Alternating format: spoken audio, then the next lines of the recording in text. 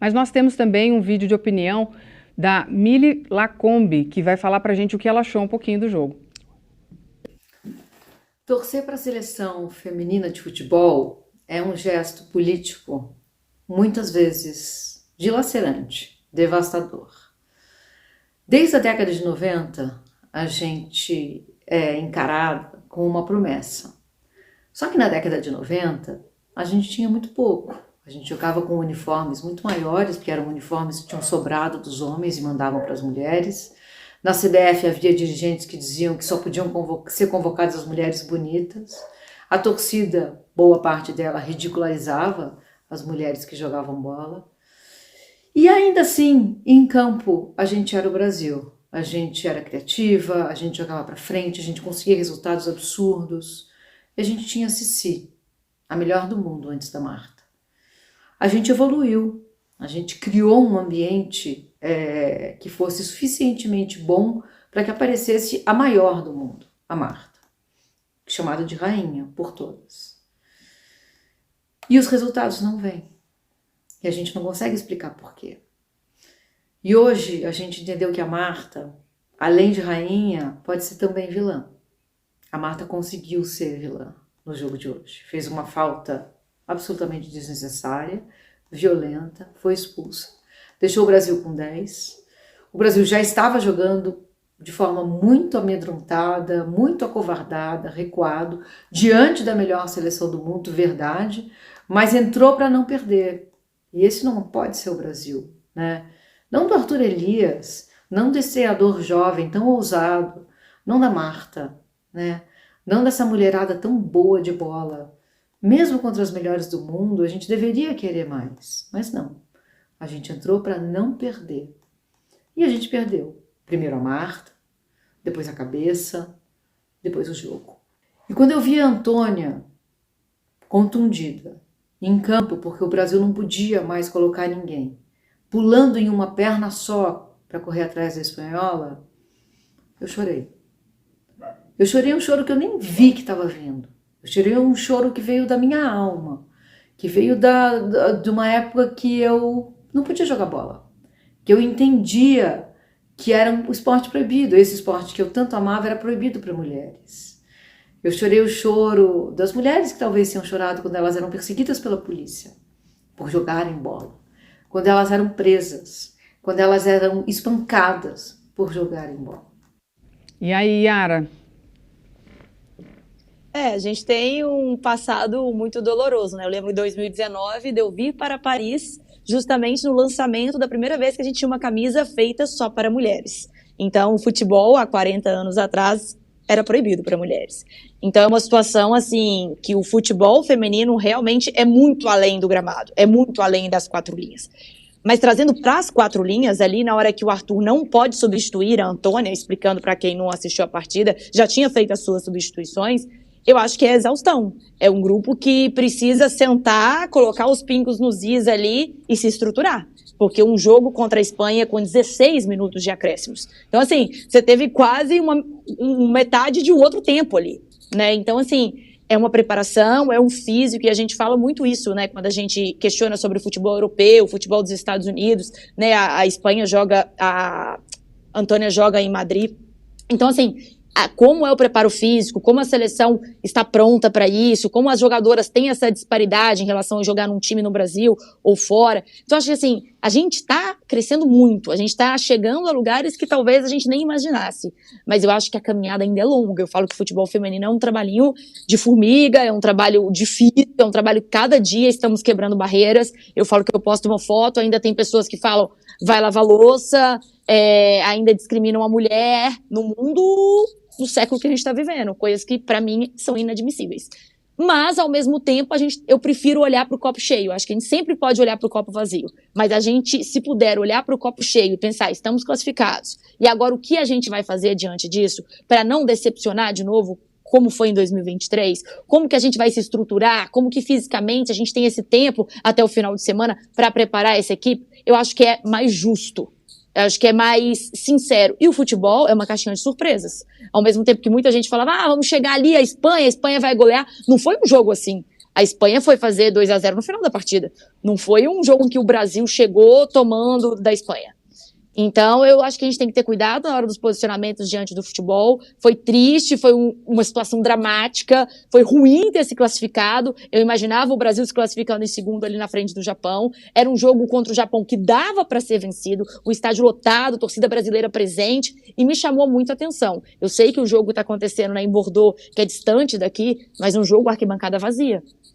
Né, a gente não tinha uma torcida apoiando ali. Então, acho que isso também faz um pouquinho de diferença. Mas uma seleção brasileira que eu volto a repetir. Eu acredito, eu quero que aconteça. Eu acho que a vinda do Arthur e da Cris Gambaré atende muito, né, eles no Corinthians, identidade com o Brasil, sabe muito bem o que o torcedor quer, o que o torcedor espera. Agora é como implementar, como a Mili disse. O resultado não está vindo. O que fazer para vir esse resultado? Como trabalhar? O Arthur trouxe jogadores de confiança dele, fez uma convocação de um time que ele conhece, que esteve com ele no Corinthians, que ele participou da transição, até que hoje não está no Corinthians, em muitos momentos já passou, como é o caso da Gabi Nunes, como é o caso da Adriana. Então, assim, eu acho que a seleção é muito coerente, a convocação do Arthur faz sentido para o que ele prega, mas a gente precisa ter uma identidade. Eu ainda quero ver o Arthur repetindo uma escalação. Eu quero ver um time funcionando e as meninas se acostumando e a gente conseguindo ver no olhar que elas sabem o que vai ser feito. E isso eu ainda não vejo hoje. Mas bora pra cima, acho que não é momento da gente ficar criticando. Tivemos aí as 2 horas até se classificar ou não, estamos classificados. Rezar para não pegar uma França, porque além de tudo, né, do trauma que a gente tem, é a dona da casa. A gente sabe que se jogar contra a França tem torcida em peso. Vamos pro lado positivo e sempre o copinho cheio. É isso aí. Contra a França tem torcida e arbitragem, né? Mas a gente vai ficar na expectativa. E eu tô com você, viu, Yara? Vamos ser positivos, vamos pensar junto com o Brasil aí, torcer, vibrar, porque a gente tinha uma fala muito emblemática quando eu treinava, que era da equipe ali do Pinheiros, que era só acaba quando termina, gente. Só acaba Exato. quando termina. Isso quer dizer o quê? Que você tem que acreditar até o último minuto. E para as pessoas que não estão lá, que não estão envolvidas, eu acho que é mais simples se envolver com a emoção e variar nisso, né? E depois de um belo susto que tivemos antes de classificar, vem um pouco de raiva, né? Então é compreensível que às vezes o telespectador fique ali, né, manifestando um pouco dessa raiva que vem dessa frustração dos altos e baixos. Mas agora está na hora de focar de novo a energia positiva para a gente tentar também fazer a nossa parte como torcida, né, Yara? Eu acho que é bem isso, a gente sempre olhar que o futebol feminino hoje está ganhando uma proporção, a gente discute nos bares, eu falo que em 2019 para cá é um crescimento enorme, mas a gente teve uma Copa do Mundo e na sequência a gente teve uma Olimpíada, então 2 grandes eventos que chamam a população para assistir, que traz a atração. Então a gente precisa ter bons números, resultados para pegar esse público, para conseguir que o brasileiro abrace. Por isso que eu acho que é tão fundamental nesse momento um resultado positivo dentro dessa Olimpíada. Perfeito. Muito obrigada, Yara, pela sua participação e pelas suas explicações aqui para o nosso público do Destino Brasil. Destino Brasil, Destino Paris. Eu já estou até louca. Bom soirée aqui. Para vocês é bonjour, para mim bon soirée. Chique. Além de estar em Paris, agora ela começa a falar francês, gente. Eu vou ter que subir o game aqui e começar a falar com ela também. Né? Je m'appelle Flávia. E vamos começar a falar francês também, porque vocês estão chique demais, gente. Muito obrigada. E beijo. Contamos com a sua presença mais vezes aqui. Agora vamos chamar o Thiago Arantes, também direto de Paris, para mudar um pouquinho o assunto e falar com a gente sobre tênis de mesa. Thiago, o que você traz para a gente aí? Fala, Flávia, tudo bem? Prazer falar com vocês. Um abraço para todo mundo ligado no Destino Paris. Hoje eu não estou em um ponto turístico, mas eu coloquei uma fantasia de francês aqui. Acho comprei chique. Uma boinazinha aqui no estilo francês. Tá fazendo muito calor aqui em Paris. Para quem não é muito privilegiado no cabelo, né, tem que proteger bastante. Mas chique, enfim, vamos Monami. falar do tênis de mesa. É isso, très chique. E hoje no tênis de mesa, Flávia, é interessante porque mostra um pouco como a gente às vezes pensa que vai fazer uma coisa durante o dia e acaba fazendo outra totalmente diferente. Eu fui no tênis de mesa hoje, a minha ideia era entrevistar os jogadores derrotados pelos chineses para mostrar como que os chineses são bons, né? Para mostrar como é impossível vencer um chinês. Só que aí o jogador sueco, o Truls Morgard, venceu o chinês número 1 do ranking. Então a história passou a ser o chinês que não perdia nunca, acabou sendo derrotado, né? E a gente, com isso, com essa derrota do chinês, que é o número 1 do ranking, o Wang, ele acaba abrindo o caminho, né, para o Hugo Calderano. E a gente explica, né, para quem está ligado no Destino Paris. O Hugo Calderano, ele é o cabeça de chave número 4. Os cabeças de chave são definidos pelo ranking, né? O Wang era o cabeça de chave número 1. Isso significaria que, se os dois fossem avançando, o Hugo Calderano enfrentaria o chinês numa semifinal. Esse chinês, ele tem o dobro de pontos do segundo lugar no ranking mundial. Então, assim, ele era muito favorito para a medalha de ouro. Então, isso fazia a gente pensar que o Hugo Calderano ia perder ali a semifinal, ficar com a medalha de bronze e já seria histórico para o tênis de mesa brasileiro. Só que, como o sueco venceu o chinês, agora a gente pode começar a sonhar com o Hugo Calderano com um caminho um pouco mais livre. Hoje ele venceu o francês, né, um dos irmãos Lebrun, venceu jogando muito bem. Então o Hugo Calderano talvez tenha uma chance de chegar até a possibilidade de uma final olímpica sem enfrentar nenhum chinês. E aí, Flávia, eu estou falando muito dos chineses pelo seguinte: são 37 medalhas de ouro até hoje nos Jogos Olímpicos, medalhas de ouro, né?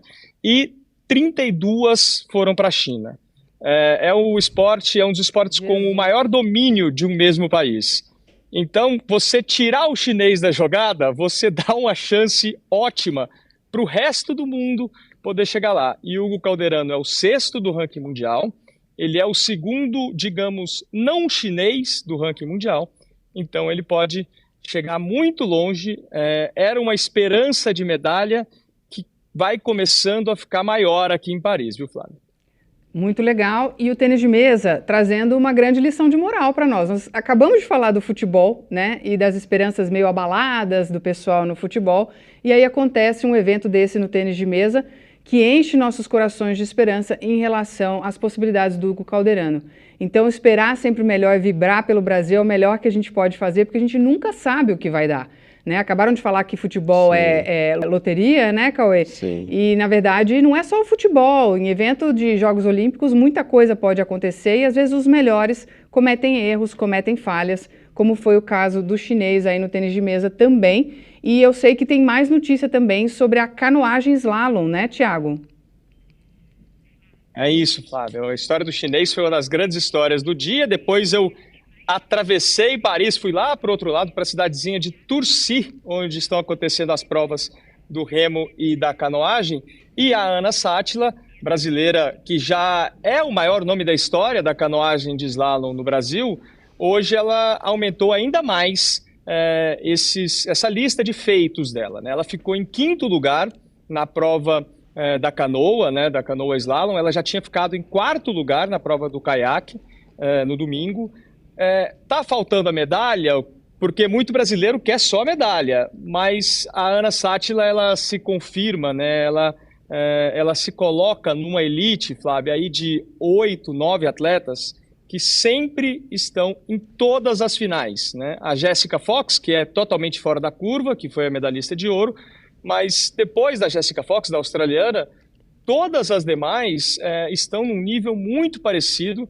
A Ana Sátila foi 4ª no domingo, ela foi 5ª hoje e ela tem uma outra prova no sábado em que ela pode, por que não, conseguir aí um pódio. E se não conseguir, são possíveis, né, se ela conseguir ir para a final no sábado, são possíveis 3 finais no nível mais alto do esporte que ela pratica, né? Você que foi finalista olímpica, que disputou campeonatos mundiais, você sabe a importância disso, né, Flávio? De estar entre os melhores. E hoje a gente tem uma canoísta brasileira, a Ana Sátila, entre as melhores do mundo, inclusive com as outras adversárias. Eu conversei com outras adversárias, com as adversárias dela, né, com as outras competidoras depois da prova, as outras competidoras reconhecendo a força que ela tem. Ela já foi medalhista de prata em Copa do Mundo, medalhista de bronze. Ainda está faltando essa medalha olímpica, mas quando você começa a bater na trave muitas vezes, as chances vão aumentando, né? E eu tenho a sensação que é isso que está acontecendo com a Ana Sátila, Flávia. É isso, ela está batendo na trave, está sentindo o gostinho dessa medalha, está correndo atrás, e é sempre uma construção, é isso que as pessoas têm que entender. E eu fico muito feliz, Thiago, muito obrigada pela sua participação, de explicar sempre, né, o que esse resultado significa, como ele é diferenciado de tudo que a gente teve até hoje naquela modalidade, como aquilo é representativo para aquele esporte e para a construção do resultado. Não é porque ela está tão próxima que aquilo aconteceu de forma tão fácil e leve, e a decepção dela de não ganhar uma medalha na hora é evidente porque ela acredita até o último minuto, mas não quer dizer que não foi um grande resultado já para o esporte e que ela vai continuar perseguindo. Muito obrigada, Thiago, pela sua participação e por toda a explicação aqui dos esportes específicos. Valeu, Flávio. Um abraço para você, para todo mundo ligado no Destino Paris. A gente volta aqui de Paris, de um outro cenário, talvez com outro figurino, trazendo as informações aqui dos Jogos Olímpicos. Um abraço. Maravilhoso, très chique.